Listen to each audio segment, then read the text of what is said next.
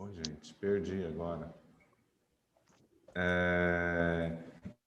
Intervenções e etapas da sessão de brainstorming, né? Que na verdade todos esses, os dois são conteúdo são parte do manejo, né? É que lá a gente vai explorar isso tudo em 3 dias, né? E não em 1 hora. Mas eu queria saber de vocês qual dos dois títulos vocês querem que eu explore, porque porque um deles já é muita coisa, né, para o tempo que a gente tem. Os dois é impossível, assim. Então, o que... Pode ser um hoje, o outro sábado que vem? O outro sábado. Então, o outro provavelmente fica, não para o sábado que vem, mas para daqui 15 dias. Oi. Né? Então escolhe. Eu vou falar dessa coisa, então.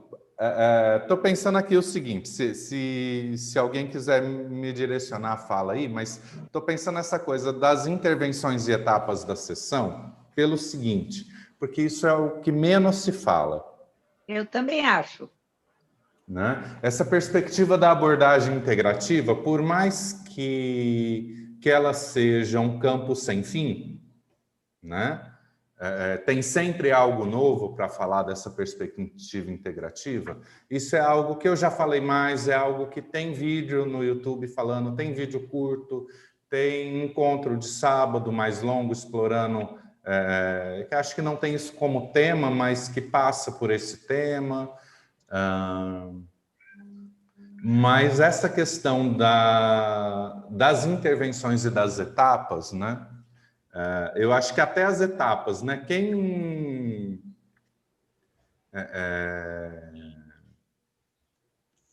Quem arriscaria dizer quais são as etapas de uma sessão de brainstorming?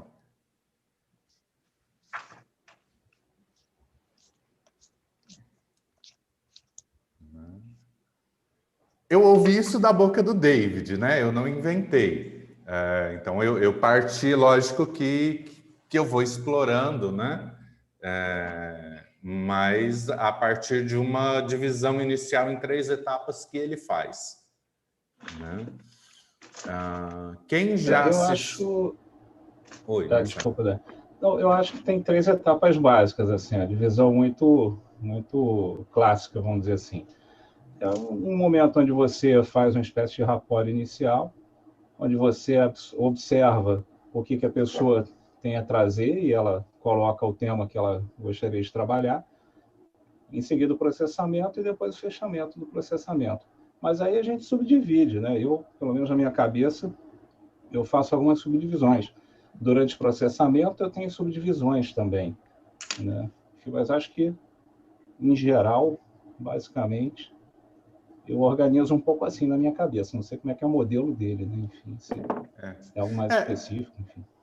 Não, é exatamente isso, assim. Ele fala de front-loading do processamento em si e do backloading, né? Então, como você prepara para o processamento em si e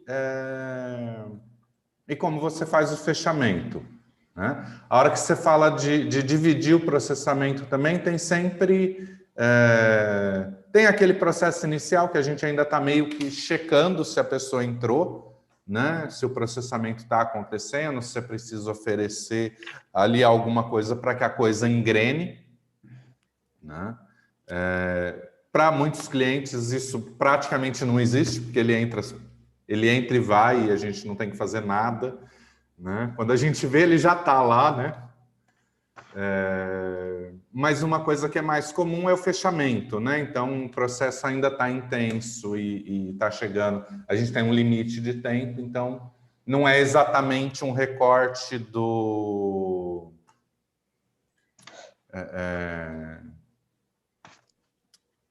processo, né? Mas acaba sendo uma necessidade de recorte que acontece, uma necessidade de recorte que acontece pelo manejo de tempo mesmo, né?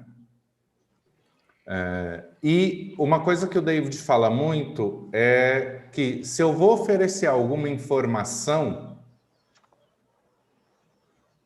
né, se eu vou fazer alguma perspectiva de fala maior, eu vou sempre priorizar que isso aconteça ou antes, ou no início, ou no fechamento. Né? E especialmente no início. Eu acho que uma coisa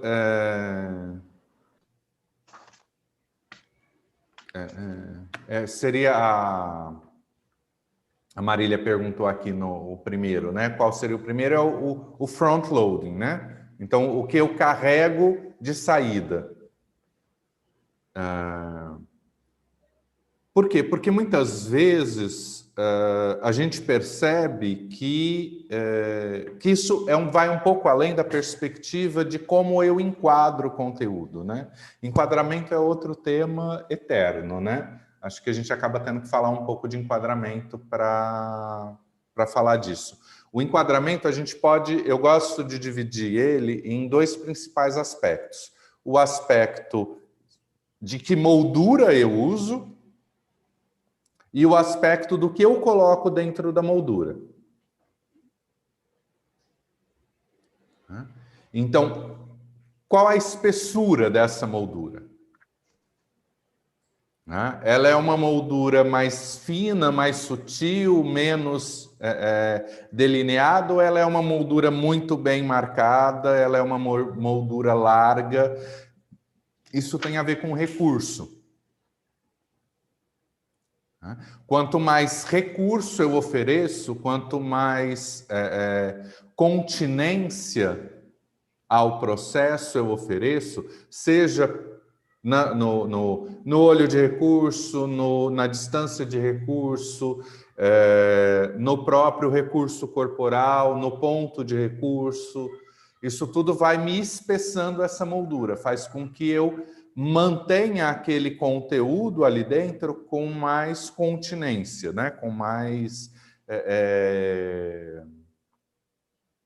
fechando mais o processo. Então, se eu tenho um processo muito intenso, eu aumento essa borda para diminuir o risco de sair para fora. Faz sentido? Né? Então, esse é um aspecto. O quanto de recurso de continência eu estou oferecendo para aquilo que eu estou processando. E aí, o conteúdo que eu ponho dentro da moldura é o conteúdo. Né? A espessura, Dani. Oi. Daniel. A espessura, então, tem a ver com a janela de tolerância do cliente. A espessura tem a ver com a janela de tolerância do cliente, exatamente.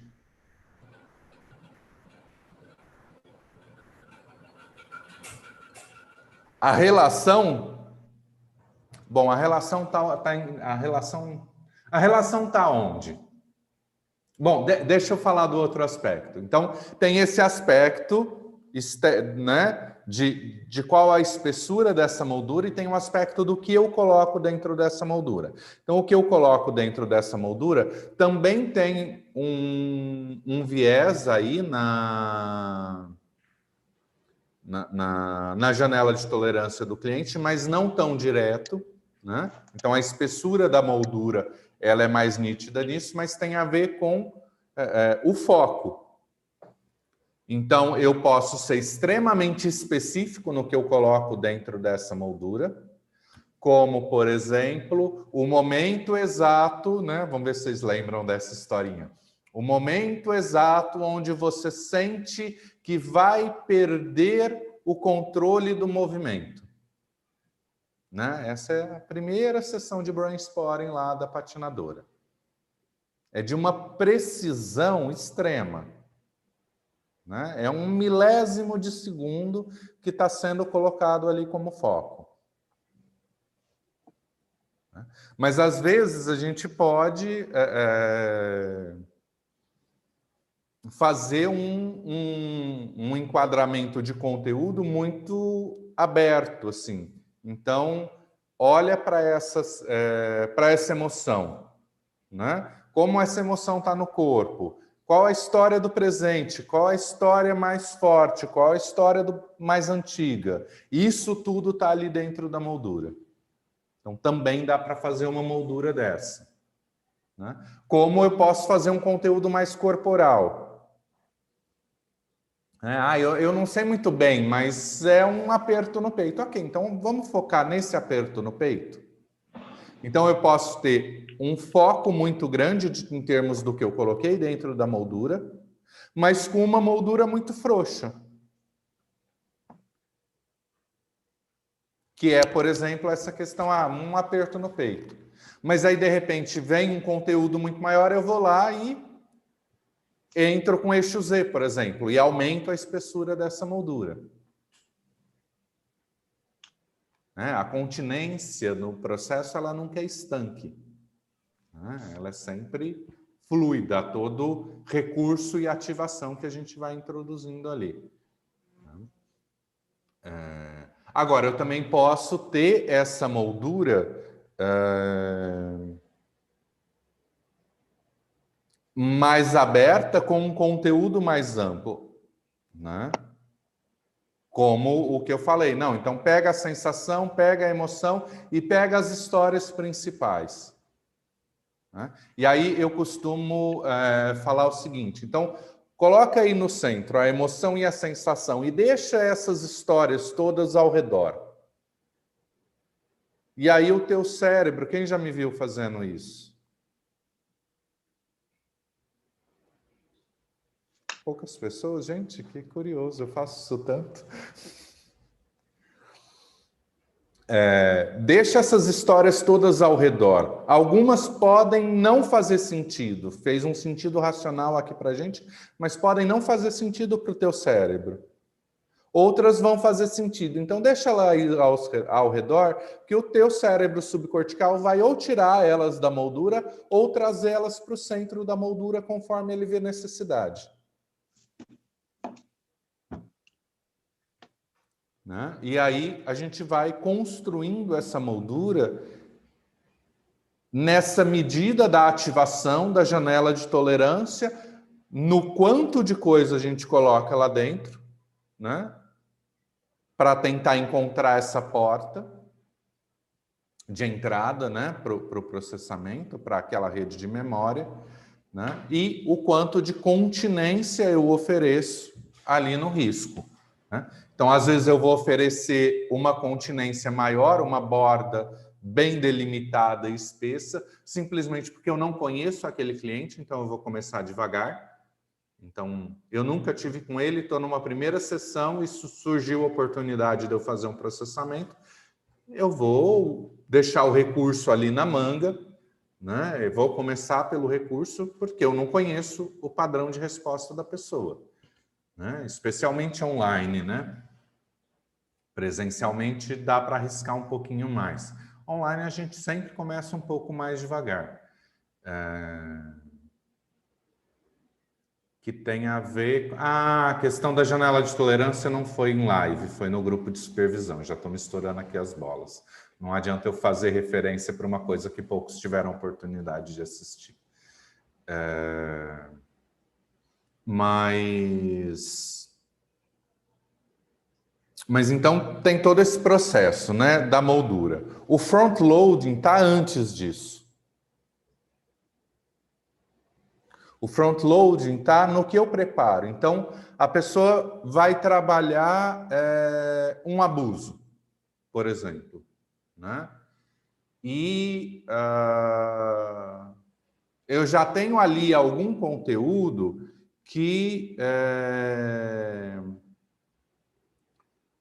me faz perceber o quanto aquela pessoa não tem muito a referência racional do processo do abuso enquanto entendimento, né? De que faz parte do processo do abuso o silêncio, de que faz parte do processo do abuso repetido, o abusador culpabilizar a vítima, que isso é parte da estrutura.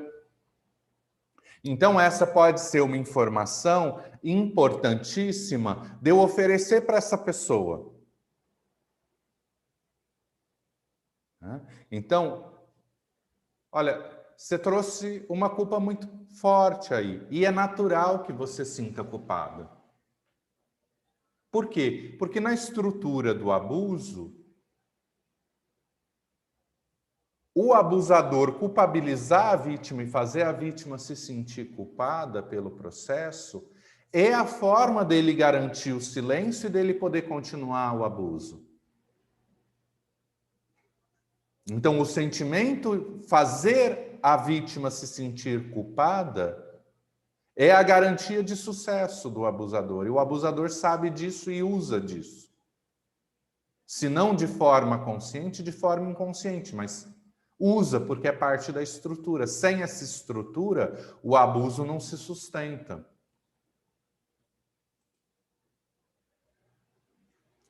Se a pessoa já tem esse tipo de informação, eu não preciso oferecer isso para ela.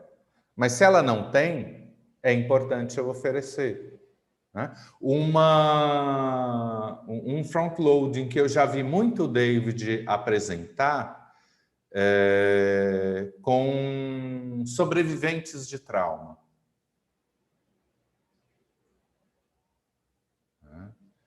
Então, o sobrevivente de trauma quase sempre identifica alguém que sofreu mais do que ele. Então, eu passei pelo trauma, mas eu sobrevivi. E teve quem não sobreviveu. Né? Eu passei pelo trauma, mas eu não perdi a minha perna. Né? Principalmente quando não é um trauma, quando é um trauma não necessariamente coletivo no sentido social do termo coletivo, né? Mas que não envolve uma única pessoa, né? Então, é muito fácil a pessoa que viveu o trauma se julgar como não merecedora de vivenciar aquela culpa, aquela dor, porque alguém sofreu mais do que ela no julgamento dela. Às vezes, uma outra coisa que é muito parecida com isso, né, é a pessoa que entende... Então, por exemplo, uma mãe completamente desorganizada, já tive casos de... A mãe era esquizofrênica, não conseguia oferecer nada de segurança, e aí a pessoa entrava naquele padrão. Não, mas a minha mãe é esquizofrênica, né? Eu entendo ela, eu perdoo ela, e não sei o quê, ela não tinha estrutura, ou então, um pouco mais comum, não, ela nunca recebeu afeto. Perto do que ela não recebeu, ou perto de toda a agressividade que ela recebeu na infância, ela até que foi muito afetuosa comigo. Né? Quem nunca ouviu esse diálogo, esse discurso, né? Só que o fato dela entender... Uma dúvida, posso? Claro, do Carmen. Eu fiquei com uma dúvida. Você está dizendo, então, que o sobrevivente do trauma, às vezes, ele se julga não merecedor do próprio sofrimento? Não ficou claro isso. Ou ele não se permite superar, ele sobrevive, não ficou, eu me confundi. Ele não se sente digno de viver a dor do trauma. Tá. Né? É trabalhar esse foco, ele tem esse direito. Ele tem esse direito, que é exatamente a mesma ponte que eu estava fazendo com a questão da mãe negligente, mas que sofreu muito mais e conseguiu oferecer muito mais do que ela recebeu. Né? O fato de você, da tua mãe ter oferecido muito mais do que ela recebeu e disso ser muito bom, de você poder entender isso, não muda a falta que você sentiu de afeto na infância. O fato de alguém ter sofrido mais do que você, né? E ter perdido mais em um determinado trauma, não muda a sua dor só você pode sentir. Ninguém pode sentir ela por você. Então, a sobrevivência seria, você entende, aceita, mas para superar, você tem que vivenciar a dor. Exatamente. Senão você fica na superfície. Obrigada. Exatamente, do Carmo. Então, o front-loading desses dois aspectos, por exemplo, é exatamente dar à pessoa o direito de vivenciar a dor dela, independente de se alguém sofreu mais ou não do que ela, independente de se a pessoa causadora dessa dor não tinha intenção, fez muito melhor do que recebeu, né? Tipo, já fez uma limonada de um limão, mas mesmo assim foi dolorido, né? Então, esse direito de viver a própria dor, independente do reconhecer. Então, eu reconhecer e viver a minha dor não é menosprezar ou diminuir a dor do outro, né? Não é menosprezar ou diminuir a capacidade de superação que o outro teve ao me oferecer muito mais do que ele recebeu, por mais que o que eu tenha recebido tenha me feito muita falta. Então, é essa permissão de viver a própria dor. Oi, mãe. Eu tenho uma pergunta referente a uma cliente. Uhum. O marido dela morreu de infarto, mas tem uma história assim. O marido dela foi na firma onde ele trabalhava, teve uma briga muito feia. Evita o máximo, porque a gente está aberto. Né? Então, traz de uma forma bem genérica. Com a briga que ele teve, ele infartou. Uhum. E essa dor está incrustada nela já faz 10 anos da morte dele. Mas é uma dor, nós chegamos nessa dor agora, é uma dor muito grande, mas que ela não pode ter. Por quê? O marido dela morreu por causa dessa dor. Por causa da briga que teve. Então, foi muito mais. Os filhos tiveram brigas assim com a pessoa que provocou, que chamava de assassino e tudo. Então, os filhos sofreram mais. Então, ela não tem condições de encarar a dor dela. É isso? É permitir, isso é um front-loading. Ajudar ela racionalmente e entender que ela tem o direito a sentir essa dor.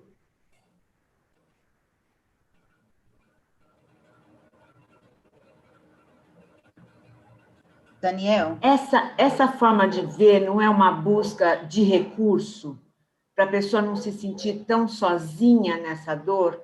Ela olha a dor do outro e, a partir daí, ela tem isso como recurso para começar o reprocessamento da dor dela, ou não estar sozinha?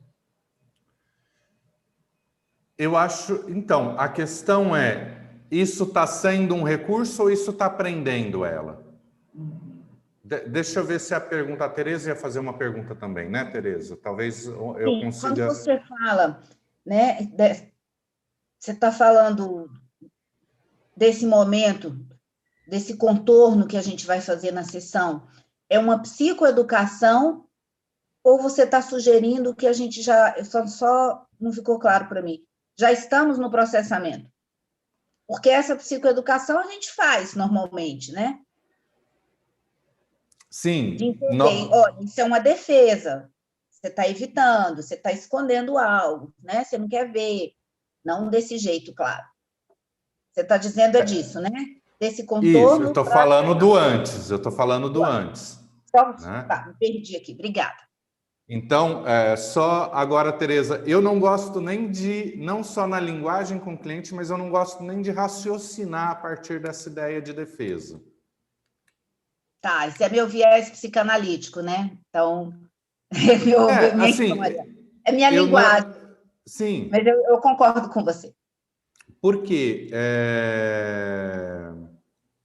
apesar que a defesa eu acho ainda mais interessante. Na verdade, meu verdadeiro problema é com a ideia de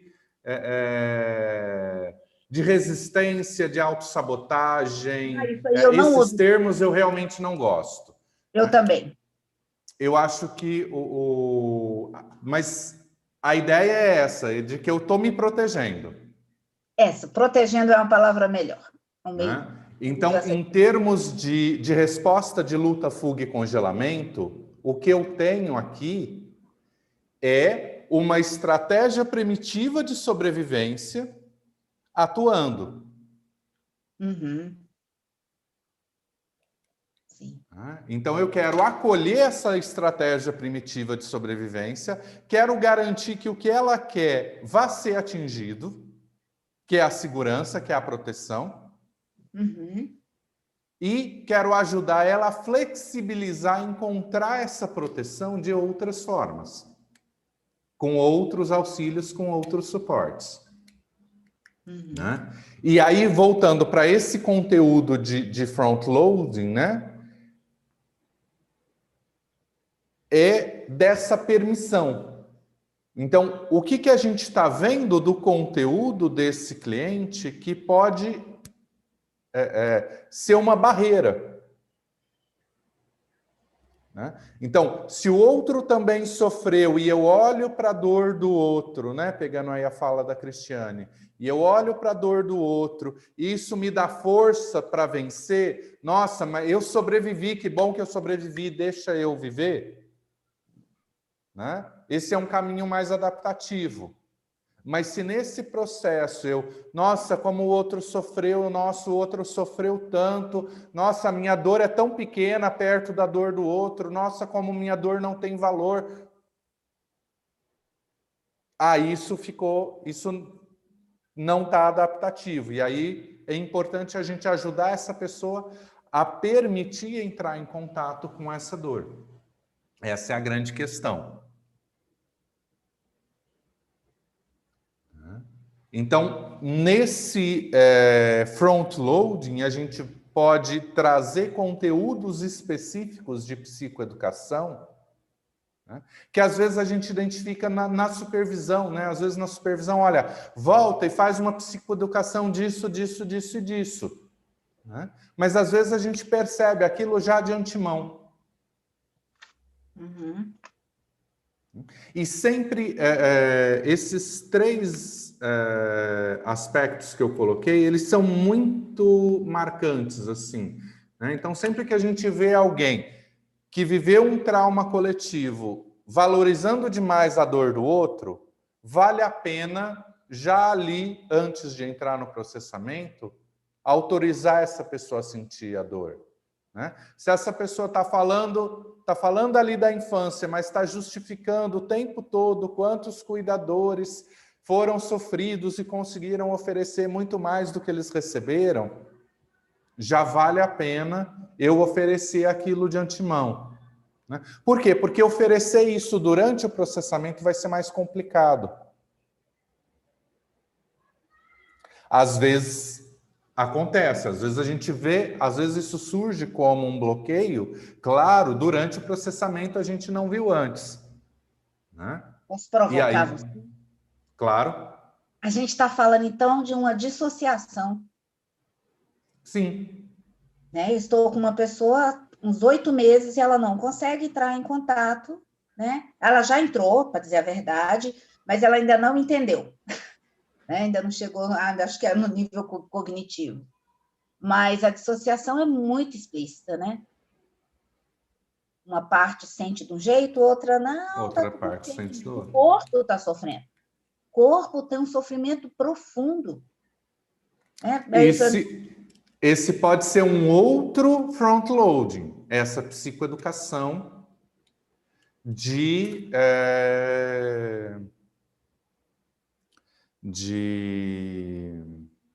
da dissociação. Né? Então, ó, você está falando de um extremo aqui, de um extremo aqui. Onde está a conexão entre isso? E aí vai dar um processamento. Nós Vai vamos dar ter um processamento. que integrar isso, porque às vezes só a psicoeducação não basta. Mas às vezes a psicoeducação ela é importante para entrar no processamento. Sim, aí sim, com certeza. Para ajudar a fazer a ponte.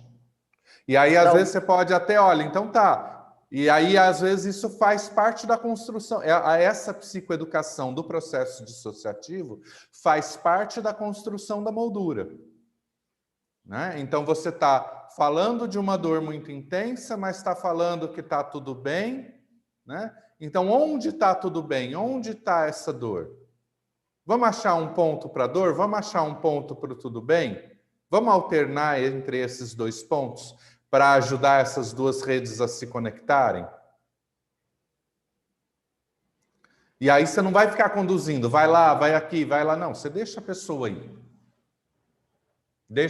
Ajuda ela a ouvir o corpo para que o corpo dela diga para qual ponto e em que momento.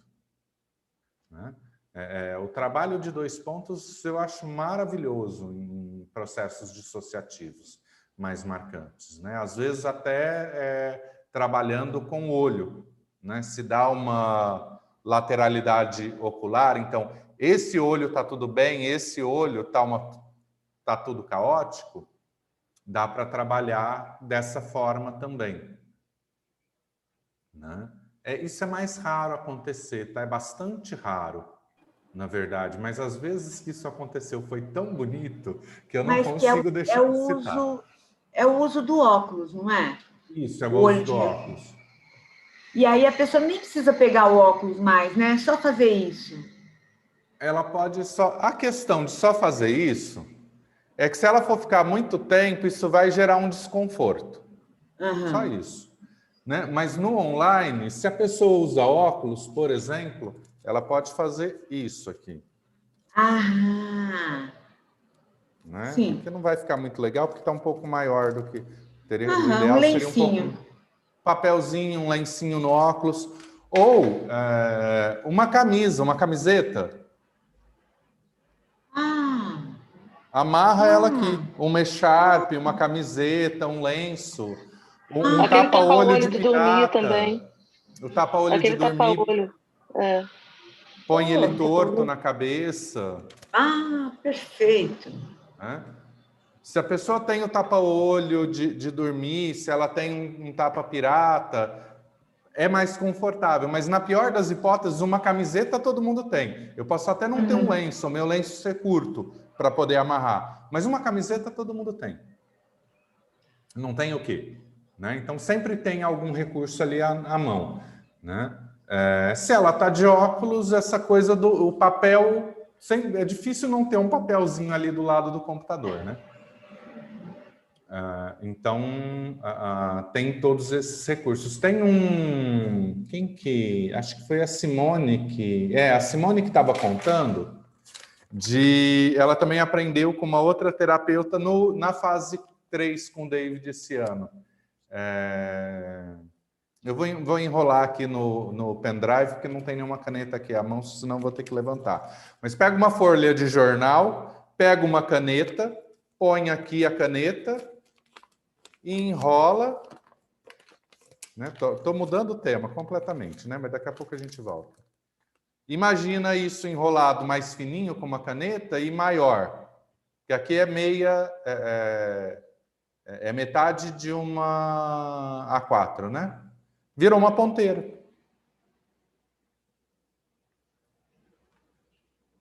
Para o cliente explorar no ambiente dele. Então, pode ser uma caneta, pode ser o dedo, mas pode ser um papel enrolado.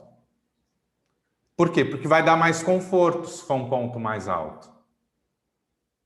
Né? Se aqui, com meia A4, eu já consegui mais do que uma caneta, né? Com uma A4 inteira, eu tenho um comprimento razoável. Com uma folha de jornal, então, Então, são coisas muito simples que nos ajudam nesse oferecer para o cliente as nossas ferramentas no ambiente dele. Mas a gente também pode trabalhar com a ponteira, com tudo dentro do ambiente da tela, né? São duas formas de trabalhar. Mas fechando aí um pouco, voltando para a ideia do front-loading, né? O front-loading, então, é isso.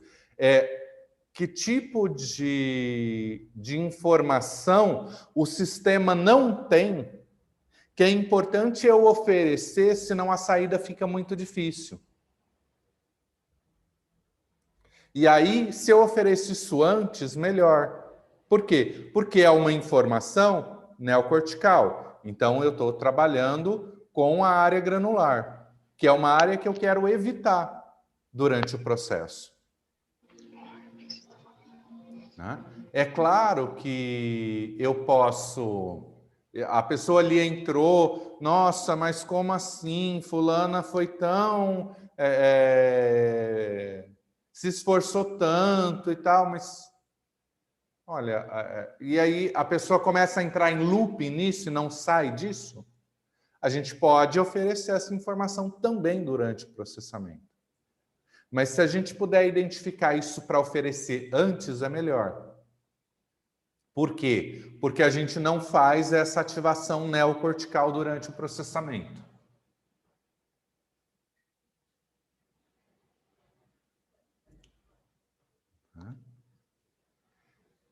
Indo para o backloading, ficou... porque, assim, essencialmente, é isso, front-loading. É lógico que aí você tem a perspectiva do trabalho da sintonia dual e tal, mas que não é exatamente um front-loading, porque é algo que é trabalhado o tempo todo. Né? A sintonia dual começa a hora que a pessoa te manda a primeira mensagem no WhatsApp.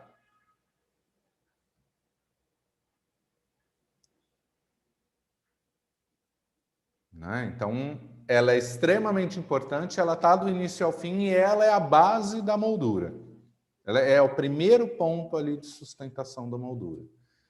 Né? E vai ser trabalhado em todos os momentos, mas essa ideia do front-loading é isso. O que é importante eu oferecer de neocortical, de informação, e aí isso é uma coisa importante, é informação, não é interpretação. Né? Se for o caso, mas eu trabalho com processo interpretativo e não sei o quê. Ok, você pode fazer isso.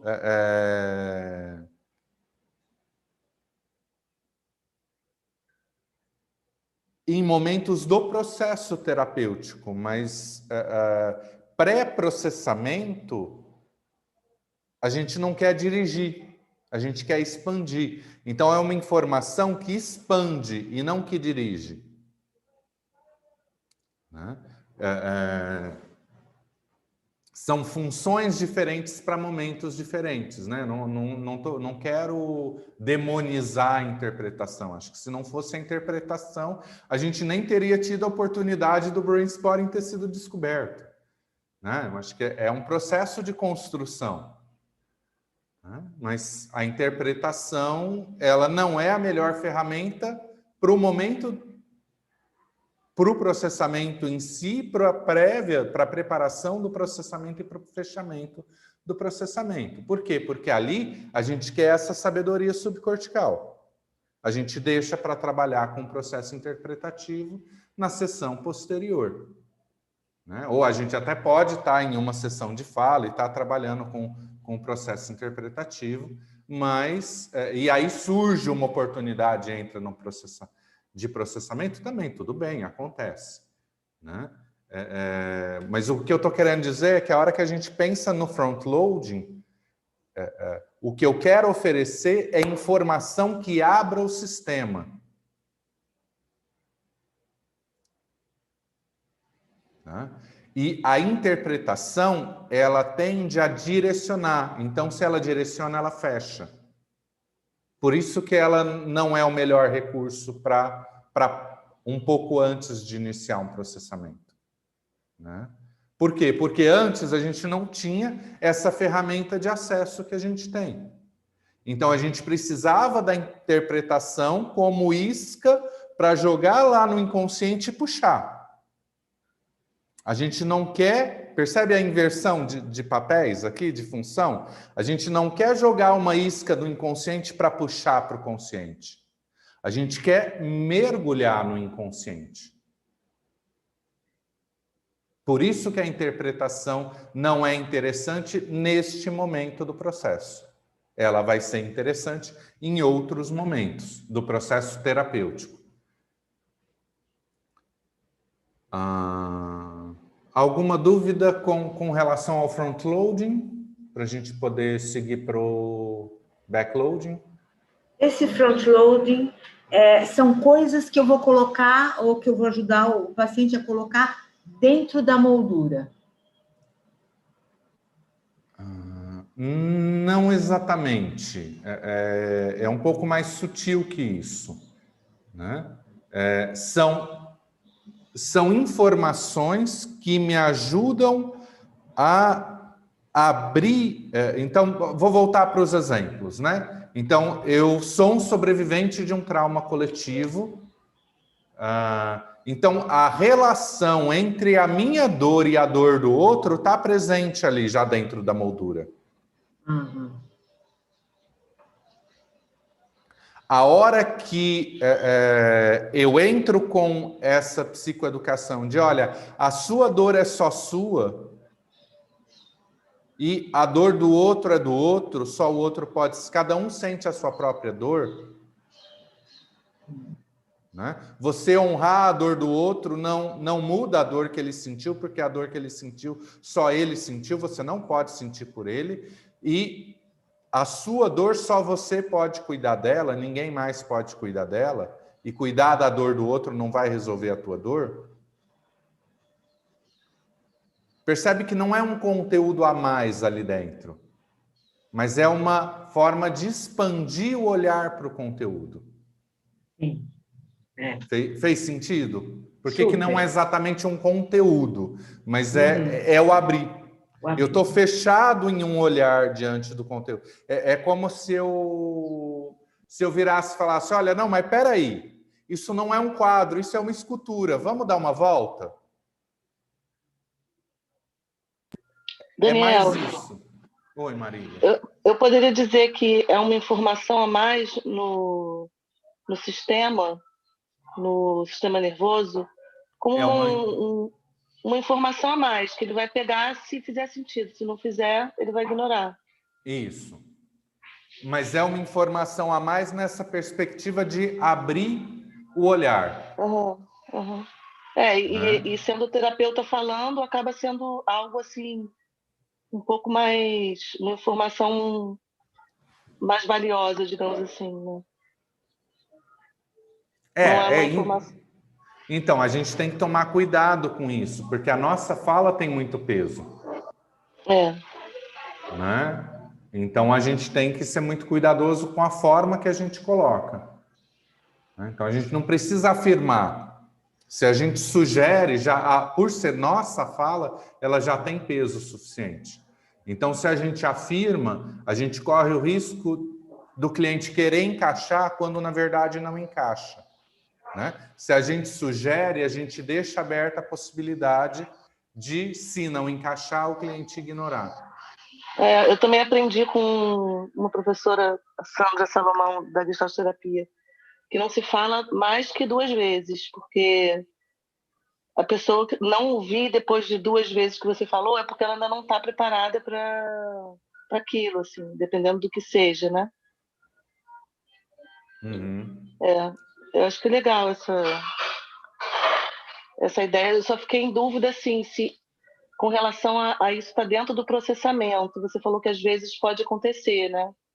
De estar no meio do processamento e isso entrar. Como é que é essa...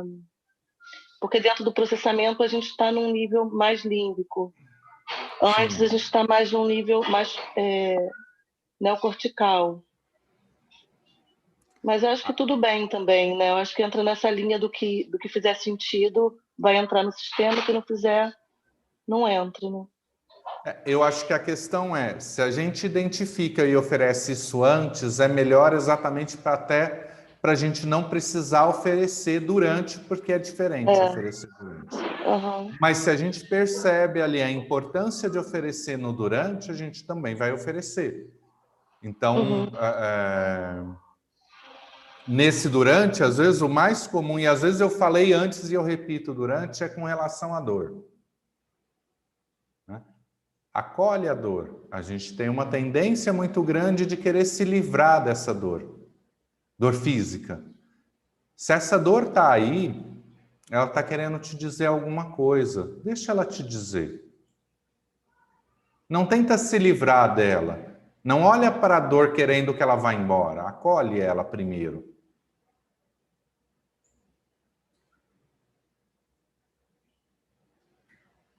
E percebe que é bastante diretivo até. Às vezes nessa questão do... Mas quer ajudar a pessoa a sair desse embate. Por quê? Porque a dor vai embora e a dor está aqui querendo dizer alguma coisa. A dor vai embora e a dor está aqui querendo dizer alguma coisa. Então ela está criando uma competição de energia dentro do cérebro e não uma integração. 90% das intervenções que eu faço... Não, mentira. 90% é de continência, de holding.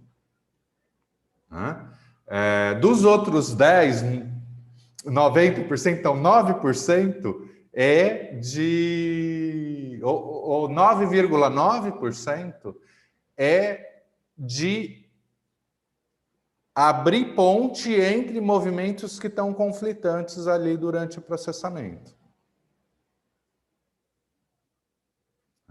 E 0,1%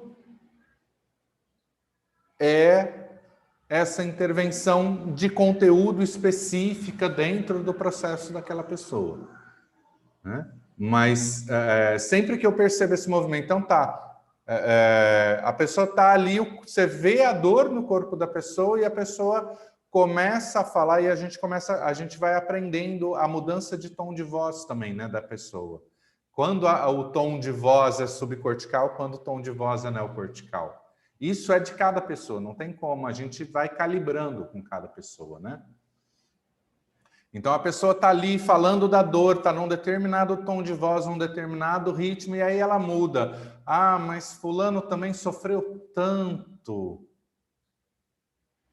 Mas, espera aí, tudo bem, fulano sofreu, mas... Vamos cuidar da sua dor agora? Né? Depois a gente pode voltar na dor do fulano, mas vamos continuar olhando para a tua dor? Você precisa de ajuda para continuar olhando para a tua dor? A dor do fulano é do fulano, ela não muda o que doeu para você. Mas aí vai ser sempre muito pontual. Eu vou só dizer. Se está durante o processamento, eu vou só dizer. Eu não vou, como num front-loading, que eu vou checar o entendimento racional da pessoa a respeito daquilo que eu falei. E se aquilo abriu possibilidade. Ali eu vou só jogar informação.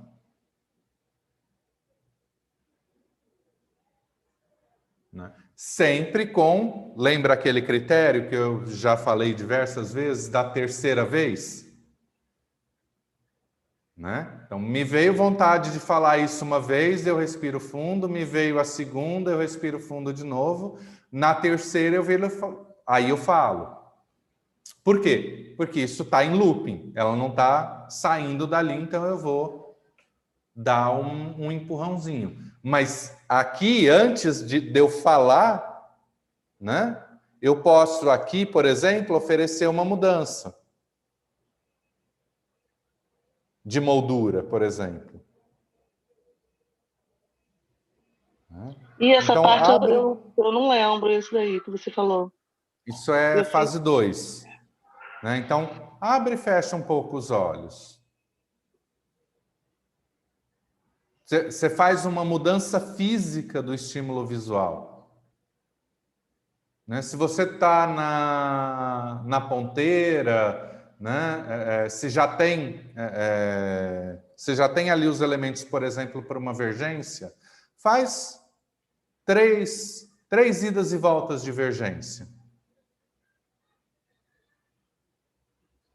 Né? São coisas simples que geram um movimento no processamento, que mudam o padrão de onda cerebral.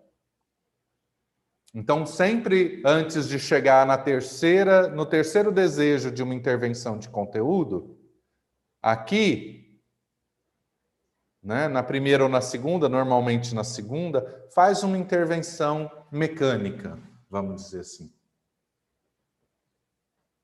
Ah, legal, eu não lembrava disso aí, não. Muito bom. E indo um pouco pro backloading, né? O que eu vou oferecer nesse fechamento? O que vocês costumam oferecer de fala no fechamento da sessão para os seus clientes? Eu costumo... Não é espremer o limão? Aí a gente ainda está no processamento. Ah, aí depois que fechou? É. Os clientes gostam de um feedback, né? Não sei se é isso que você está falando. Então, não, eu tô querendo saber até porque isso vai variar do background de vocês. E depende do cliente também. Depende do cliente, sempre. Tem cliente que tem que dar uma ajuda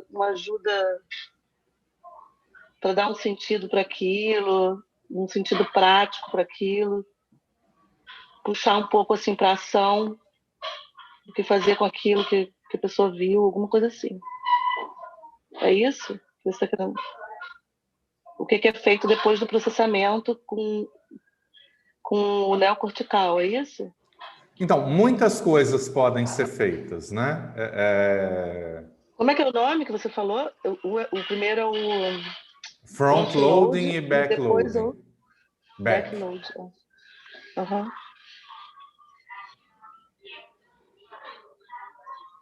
Então, o que eu carrego de informação para começar o processamento, o que eu carrego de informação para finalizar o processamento. Uma coisa que eu gosto muito, que não é exatamente...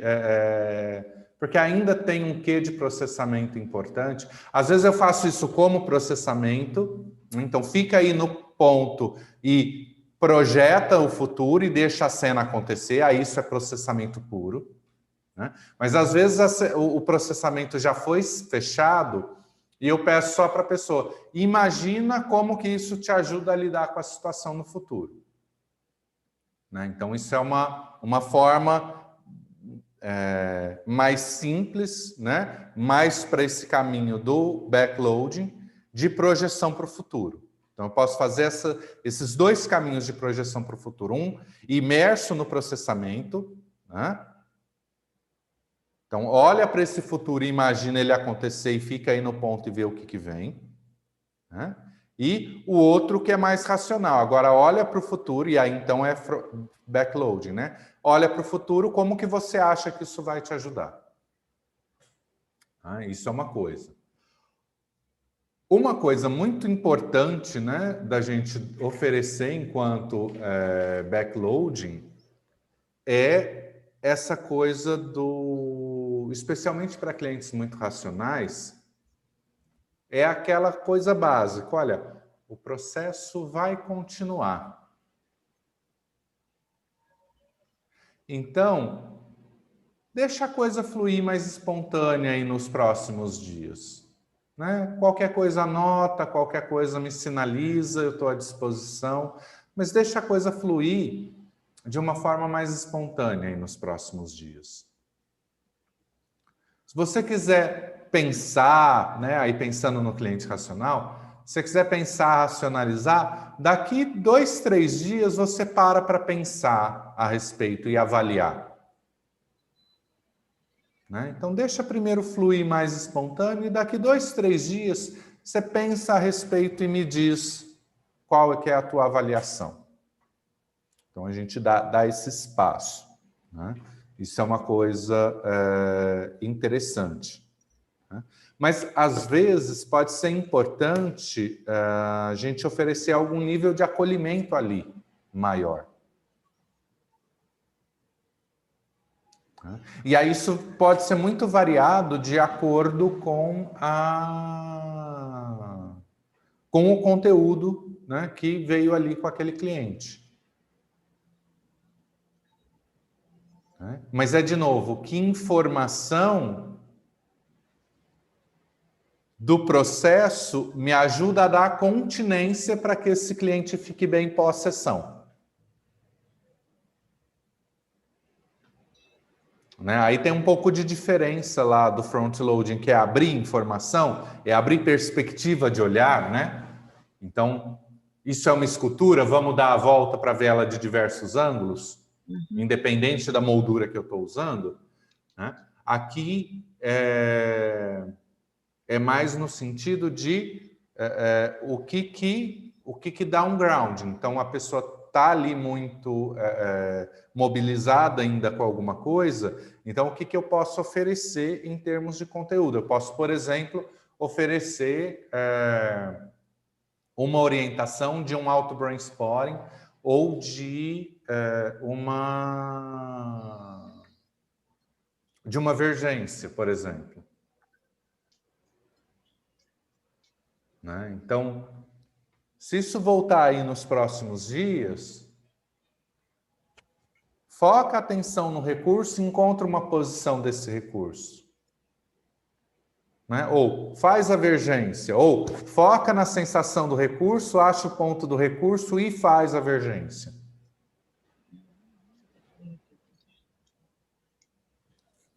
Essa semana teve uma história fantástica, assim, né? Uma cliente veio compartilhar, os netos estavam completamente desorientados por conta de uma coisa que tinha acontecido, né? E chorando, e literal, imagina, 2 crianças completamente desorientadas, você ali tendo que fazer alguma coisa. Ela virou e falou: olha a joaninha aqui no dedo da vovó. Não, vovó, não tem joaninha aí. Agora olha o passarinho lá na árvore. Volta a olhar aqui na joaninha do dedo da vovó. Não, mas vovó, não estou vendo nem passarinho nem joaninha. Não, mas olha lá, procura o passarinho lá, procura a joaninha aqui. A criança... E aí, ela fez o que ela tinha que fazer e sentou e conversou sobre o que tinha acontecido com os netos. E aí os netos puderam falar, expressaram sentimento, sem entrar naquela desregulação que eles estavam antes. Eu achei maravilhoso. Muito legal. Nunca tinha pensado nesse uso da vergência para criança. Eu falei para ela, nossa, que ideia fantástica.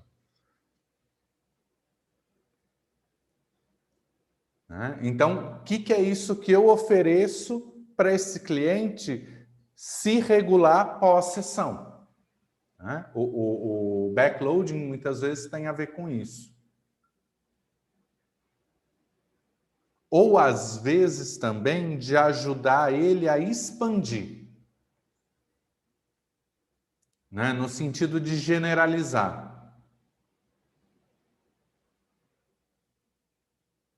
Mas esse já é mais específico, já é mais raro assim de acontecer. É mais comum a gente fazer isso depois, né? De numa sessão de reavaliação,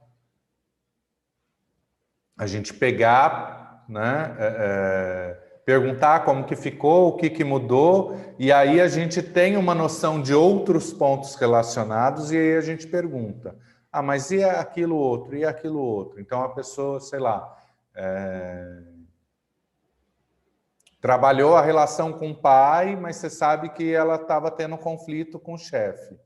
E aí ela volta e fala, nossa, eu conversei com meu pai, foi tão legal, e não sei o quê, e parará. Ah, ok, fechou a conversa ali sobre a situação do pai.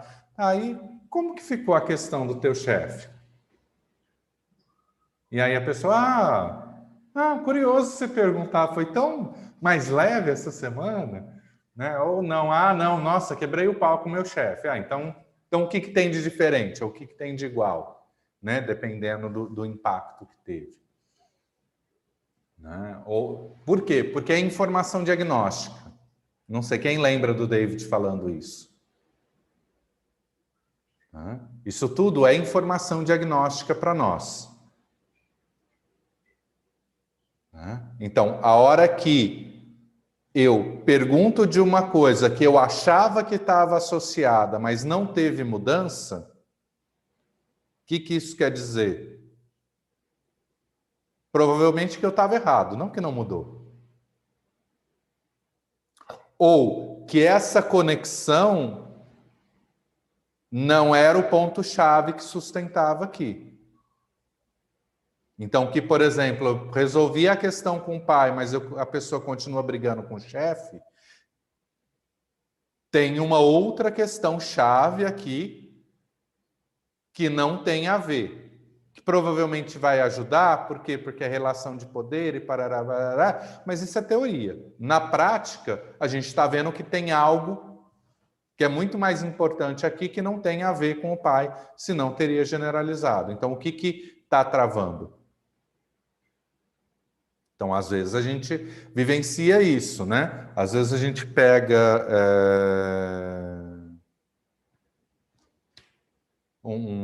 sei lá, um medo de avião, vai trabalhar as histórias e tal, e não sei o que, a pessoa muda de vida, mas continua com medo de avião. Mas tudo que a gente trabalhou tinha a ver com medo de avião. Mas tem alguma coisa que ainda está aqui agarrada, que não foi pega, que está dissociada. Né? Significa que o resto não tinha a ver? Não, tinha a ver, tanto que foi isso que nos levou lá. Mas ainda tem alguma coisa, informação diagnóstica. Tem algum elemento aí perdido. Eu estou trabalhando e o resultado não está vindo, é porque tem um elemento importante que ainda não entrou na moldura. Então, às vezes, isso pode nos demandar uma mudança da forma como eu abordo, do processo. Então, às vezes, eu estou num processo mais de mirada ou de janela externa e, de repente, eu vou para a interna. Eu posso inverter a forma da janela, eu posso usar mais de recurso, eu posso ir mais pelo corpo, eu posso, de repente, fazer uma postura com crença. O que eu posso fazer de diferente do que eu venho fazendo? Não é só uma questão de investigação de conteúdo. Mas, às vezes, também é uma mudança da forma como eu estou trabalhando aquilo. Então, muitas vezes, eu já vivenciei isso. A coisa deu uma emperrada, eu fui para o recurso, chegou onde precisava chegar.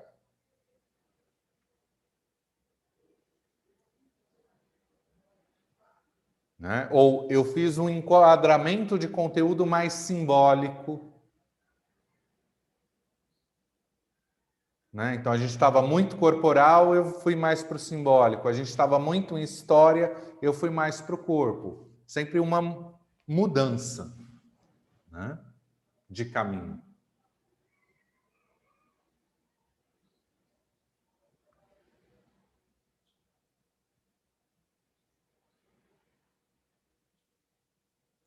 Ok? Nossa, muito legal você falar agora, porque é tão óbvio, né? O David fala para onde você olha, muda o que você sente. E aí, quando eu falei, então ainda não pegou, eu já fui para o mental. Falei, vamos procurar na história. Não é na história, é onde a pessoa olha, muda o ponto. Muito legal. Como a gente escolhe o ponto. Pois é, uma coisa tão óbvia e eu estava distraída com relação a isso e é óbvio, né? Lembrar disso, trazer isso para mim foi muito importante agora. Valeu. Menos é mais. É mais. Menos é mais. Então, se eu tô perdido, se eu não sei o que fazer, o que tem de mais simples para eu fazer? Deixa eu dar um passo atrás.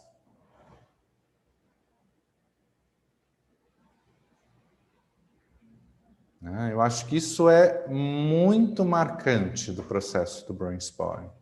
Vou dar um passo atrás.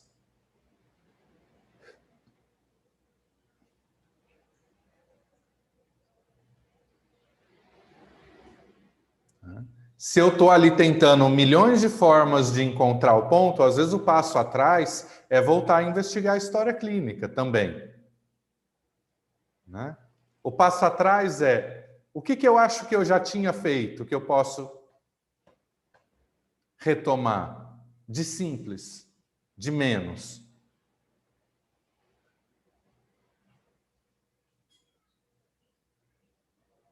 Né? Então, não é sair trabalhando com 500 pontos, é, de repente, voltar para o recurso.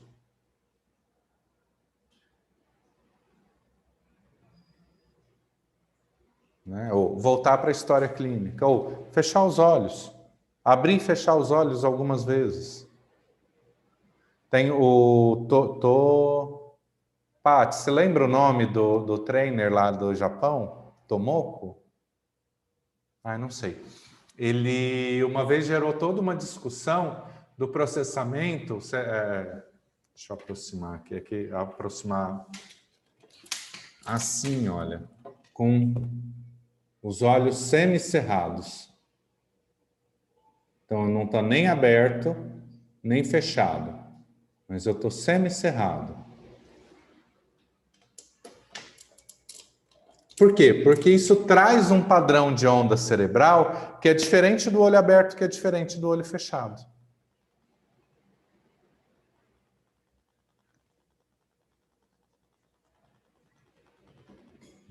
Que pode ser introduzido aí nessa mudança de... E a discussão dele era exatamente essa, assim. Né? A coisa parece que deu uma emperrada. O quanto fazer isso é útil? Né? Para um número grande, para um número médio ou para um número pequeno de pessoas, isso vai ser útil. Mesmo que isso seja útil para um número pequeno de clientes, é algo tão simples de ser feito que por que não testar?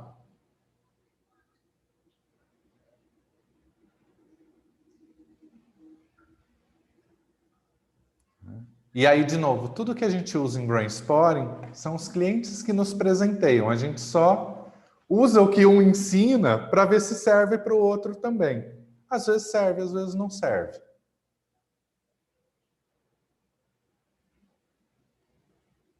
Então, a hora que a gente abre, né, a diversidade de recurso de fase 2, por exemplo, né, aqueles são recursos que vão ser úteis para todo mundo? Não. Mas talvez ali sejam recursos que sejam úteis para uma quantidade significativa de pessoas. Por isso que eles foram selecionados ali para a fase 2. Né? Assim como os recursos de fase 4 e fase 3. Né? Fase 3 só tem a especificação do trauma de esporte e do coaching de atuação, que aí é uma outra forma de enquadrar e olhar para o processo. Né? Não é exatamente um recurso transversal aí para o processamento. Ok?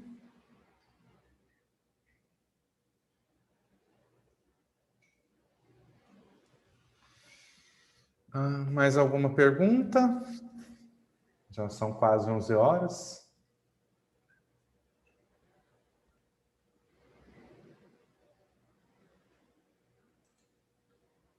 E tem gente chegando agora.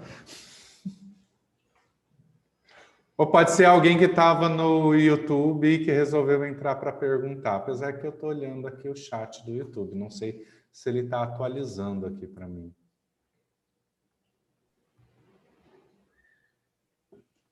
Oi, Daniel, eu só quero agradecer. É a primeira vez que eu participo assim com você, né? Obrigada pela sua generosidade, pela sua didática, foi muito bom. Obrigado, Obrigada. Tereza. Obrigada, Daniel. Também quero agradecer a sua tranquilidade. É muito agradável a conversa com você, como sempre. Obrigado, gente. Entrando na fila dos agradecimentos também. É muito gostoso o jeito da gente ter esse papo e você é muito generoso em estar oferecendo isso. E eu vou precisar sair agora, então é um bom final de semana para todos. Obrigado, bom final de semana. Obrigado, então, gente. Um ótimo final de semana aí para todo mundo. Eu também quero agradecer e quero te dizer que me chama para segunda-feira que eu vou estar presente. Tá, tem um risco de me dar a louca e eu começar essa segunda-feira, tá? Só me avisar. Eu mando lá no grupo. Nos grupos, né? E se vocês tiverem... isso vai para... A live vai para o YouTube, fica disponível lá no site, né? danielgabarra.com.br/live, tem o histórico de todas elas, né? Acho que só 2 que tiveram muito dado de caso, que eu acabei fechando e levando para o grupo de supervisão, que eu achei que eticamente não cabia deixar aberta pública. Mas a maioria delas está lá disponível publicamente no site, né, onde faz a inscrição. Daniel, se você precisar, eu como sua cliente, se você precisar lá no Instagram de alguma situação assim de falar do lugar de cliente, pode contar comigo, tá? Tá, não, legal, pode ser uma boa também. Pode ser na hora também, você na hora, se você achar que deve, entendeu? Porque você tem como chamar uma pessoa assim no meio da situação, entendeu? Sim, tem. Não precisa ser algo previamente marcado. Só para deixar avisado que se você precisar, você pode contar comigo.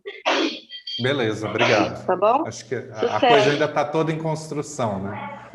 Pois é. Instagram é um desafio, né? Um desafio.